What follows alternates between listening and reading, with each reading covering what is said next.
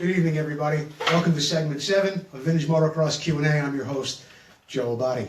I want to thank you all for being here, and as you can see in the opening montage, we had some pictures of some of the viewers recently. And if you'd like your picture to be on there, send it in to me at Vintage Motocross Q&A, and we'll put your name on there, and we'll get your picture up on the at the beginning of the show. But let's get right into it. And our first question comes from Ray Troyer from Fremont, Michigan. Hi, Joe. Sometimes it's near impossible to locate NOS rubber parts, and sometimes even those have become stiff over the years. Do you have any insider secret for making the rubber soft and usable again? As always, thank you for your insights. I know what you're talking about, Ray, especially on restorations. When we get right down to it, sometimes we have difficulty finding parts. And if you have something like this, an old intake, you want to make sure those parts are soft and pliable, not cracking and dry like you see here. Okay, you want them to look really nice, like you see them here in the picture, and they are getting more and more difficult to find anything made of rubber for these vintage motocross products and restorations that we've been doing. Something I've used in the past is from Eastwood, plastic, vinyl, and rubber restore. Okay, the thing you want to keep in mind is that you want to make sure that the piece is worthy of putting this stuff on to begin with. A big mistake people make is it's hard, they squeeze it, they crack it right away, and there's really no chance to restore it. You want to get an overall look at the piece, okay? Make sure it's worthy of putting something on like this product right here, then put it on as directed and see what you come up with. And you'll get some good results with that stuff. I've also seen something on YouTube where they mentioned something about xylene and a wintergreen oil. I don't know how true that is. I watched a couple of videos on it. I'm not so sure, where they're boiling it and they're adding this fluid to it, and it supposedly is softening up. But the Eastwood product, I think, is something you may want to try. I've had some good results with it. The next question comes from Jonathan Deemer from Lansing, Michigan. Any tips for installing seat foam and covers? Yeah, I do have some, John. That's a really good question, and it's something that, well, I know in the past I've known people that have had to send their stuff out to an upholstery shop to have things put on because they can't quite get the knack of it. The first thing you want to do, providing you have a good seat foam and frame to begin with, a good seat pan, is you want to start at the back of the seat and the front of the seat. Make sure that logo is square across the back of that seat, even on both sides. That's going to be the biggest telltale mark when you finally do get that seat done. So start off with the back, knowing that it's straight, and also at the front. In this picture right here, what you're looking at is a replacement seat base. It's from a 1977 Honda CR125. Something else to look out for is you see the edges around in the picture, how long the cover is over on the sides. When you go on eBay or wherever it is you're buying your seat, make sure there's enough extra leather on the side or vinyl so you can fold it in and get that thing attached to the seat. In this case, we were able to do it with staples. A good, powerful electric staple gun will pop right through that plastic and you'll get a nice, clean finish on your seat. Some other things to look out for, and really take note of this when you're doing your cover, okay? Make sure the pan is worthy of being restored. This one has some surface rust on it, but it was a good solid pan, and we decided to use it. Both sides look pretty clean, but we did run into a problem I'm going to tell you about right now, and it'll save you a lot of headaches when you do this. Here's the pan. It's all restored, okay? In the picture, you can see along the edges are these little triangular pieces of metal. They're called tangs, okay? They're very, very sharp. The thing is, on your seat base, which is like 40 years old, those things are only meant to bend so many times, okay? And at this point, you're going to wind up bending them back, painting it. When you go to bend them, they're going to snap off, okay?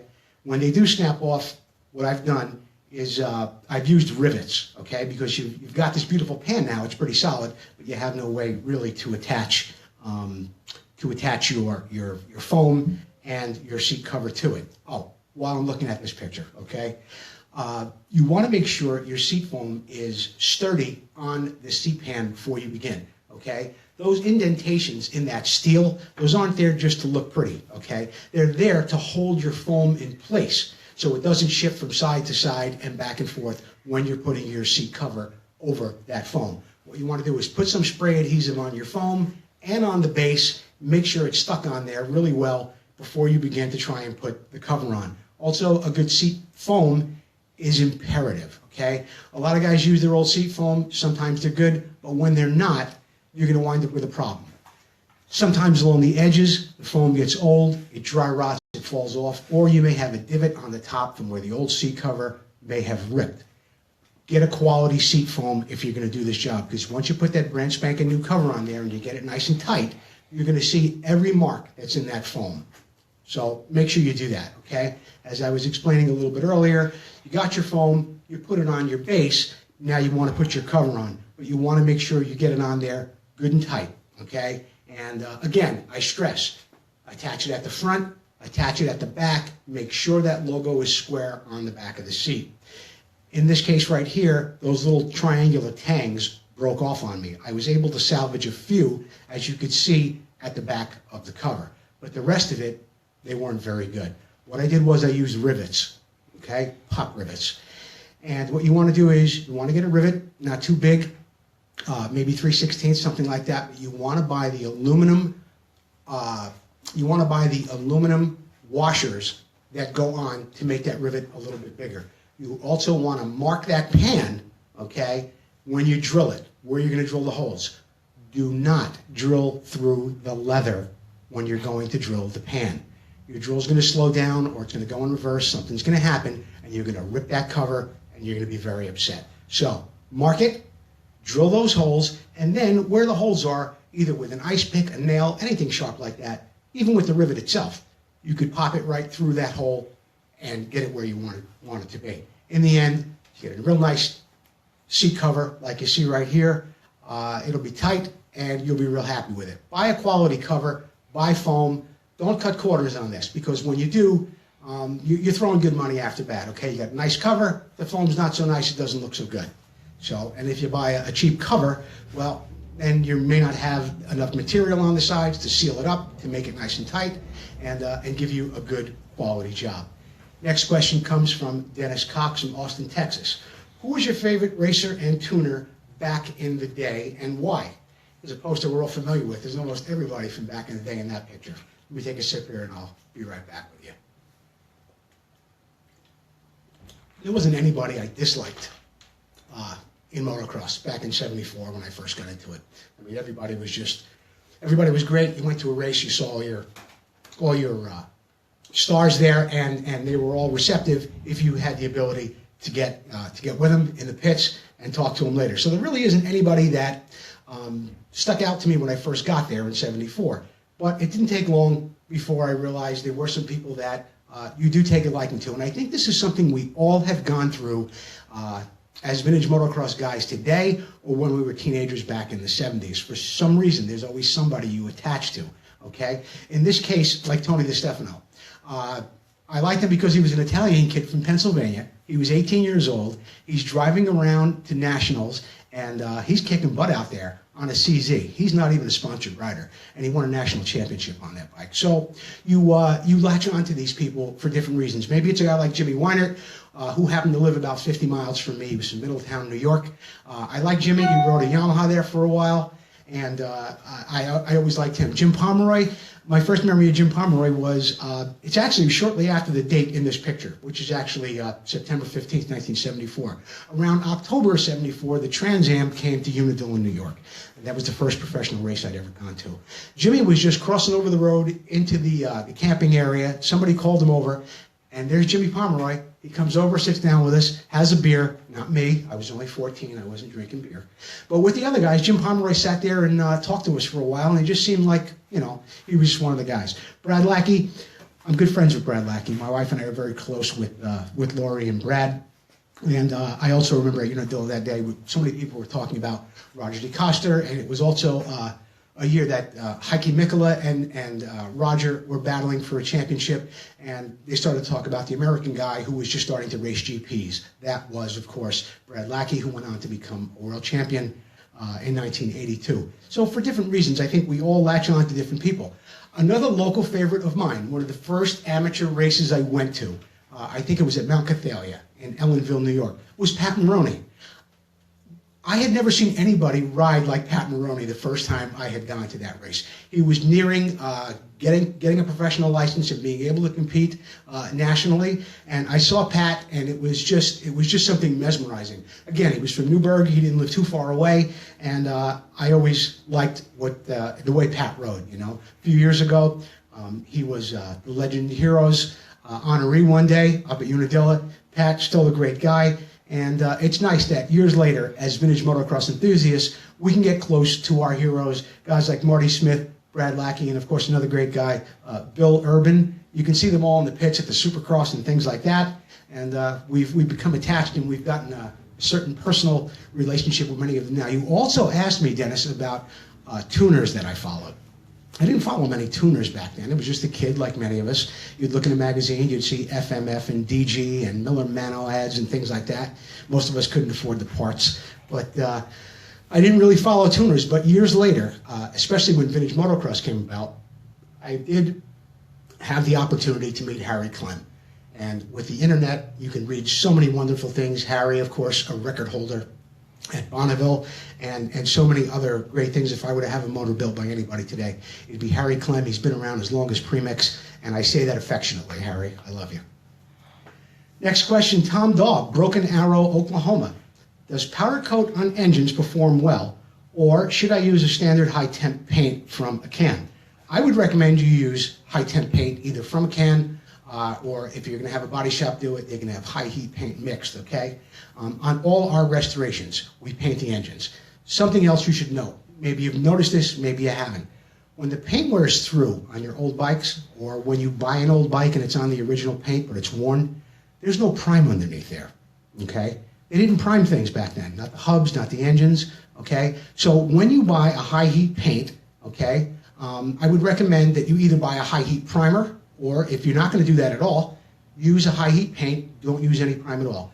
The key to any paint job on metal, aluminum, magnesium, anything that's 40 or 50 years old, is getting it clean, like you see here in the picture. Either you bead blast it, strip it with a chemical stripper, get it down to the raw material. That's going to give you a quality job. Also, you want to mask. You want to do a good job masking your things if you're doing cylinders, heads, or if you're going to be painting some hubs. You want to make sure you mask off the inside so you don't get any paint on your brake lining, okay? Much like you see here, I use masking tape. I use a vinyl pinstriping tape too, which is a masking tape. I use it around the edges. And what I like to do also is, like in this combustion chamber area, I'll lay the tape out, I'll overlay it. I'll make it a little bigger around the sides. I'll take an X-Acto knife and I'll go right around the way that combustion chamber is, or where the bolt holes are, okay? This way, when I get it painted underneath, it's a quality job. So VHT makes a good paint if you're going to do it out of a can. This one here happens to be for 260 degrees. A two-stroke engine will probably run closer to 400, maybe even 450. You can get it in the higher grade, okay? But VHT makes a quality product. You can use that, and many of my paints that we do use, we get put into a spray bomb, but by a local automotive paint dealer, okay? Many of the things, or actually all the engines you see here, whether it's a Kawasaki or a Husky, you can get a really good job. Strip it, that's going to give you a quality job, okay? Joe Broussard, Lake Hughes, California. Will the price of an old bike with minimal work done to improve them rise in value over the small amount spent to improve them? Just give me a second here, Joe, okay? I understand your question, and I'm going to answer it in a minute. I put this picture up because sometimes I get questions, and it's not yours, Joe, but sometimes it just wants to make, your head wants to explode, okay, with some of the questions that you get at times. I'm going to say this, Joe. You're going to get back into a bike or back out of a bike what you put into it. But don't, if you're thinking you're going to go buy a bike on Craigslist, say a 79 RM 125. Don't think you're going to go buy a bike on Craigslist for $300, put a pipe and a seat cover on it, and immediately get back the cost of the pipe, $300 and the seat cover, maybe $100. It doesn't work that way. My recommendation would be, okay, is if the bike's original and it runs and you're going to sell it, just leave it the way it is. If you're going to race it, do some minimal upgrades or make it safe, okay, and you're going to get back what you're going to get back because it's a race bike. Here in this particular picture, we see a 79 RM 125, $1,225. It doesn't look like much at all has been done to this bike. I think it's a little short on the price, to be honest with you. But again, I didn't see it in person. I don't know how it ran, but there it is for $1,225. $1,600 for this bike, okay? It's got works performance shocks, beautiful backgrounds, the graphics, the tires, everything about it really, really looks good. I doubt very much this person got back what they put into this bike. I think they also should have probably asked more for it when they went to sell it. I think the bike is probably at least $600 short on the open market. So I think they left some money on the table. You're entitled to get back what you put in, do a quality job, and go across the whole bike. You know, as I said earlier, you're not going to get back $300 just because you put a pipe on it, okay? There's got to be something more. This is an original 79 RM 125 that I saw on eBay, original, down to the tires and grips, $2,749. I think it was a bargain, really. It's only original once. You don't see them that original that often. At least the tires have been changed. There's some scuffs on it. This bike looks beautiful. No paint missing from the pipe, no paint missing from the cases. Everything looks quality, okay? So $2,749. Do a good job, get the money back, okay? If you're going to do odds and ends just to ride the bike, don't expect to get much out of it. Dan, who's up in Canada, he didn't want me to use his last name for whatever reason. I don't have a problem with that. Dan wants to know, can you give us a straight answer on how many production Harley-Davidson 250MX models were built, as well as the pre-production models which came equipped with the forks on the rear suspension? Yeah, I can. Something some people should keep in mind, okay? The pre-production Harleys, of which Tom White had written an article, and he says there's about 69 of them made. I've read other articles which say there were about 75. I'm not here to argue with Tom White. I love the guy. But it's somewhere between 69 and 75. But the pre-production bikes were not like the production bikes. They came out in 1975. The frame was different. The suspension obviously was different with that never-before-seen forks mounted to the rear, the disc brakes, the gas tank. So much of it was different than the production bike you see right here. So I'm saying between 69 and 75 on the pre-production bikes. The production bikes were made half of 77, half of 78. Supposedly there were less than 1,000 made. I have seen with my own eyes engine numbers that are up to 1,200.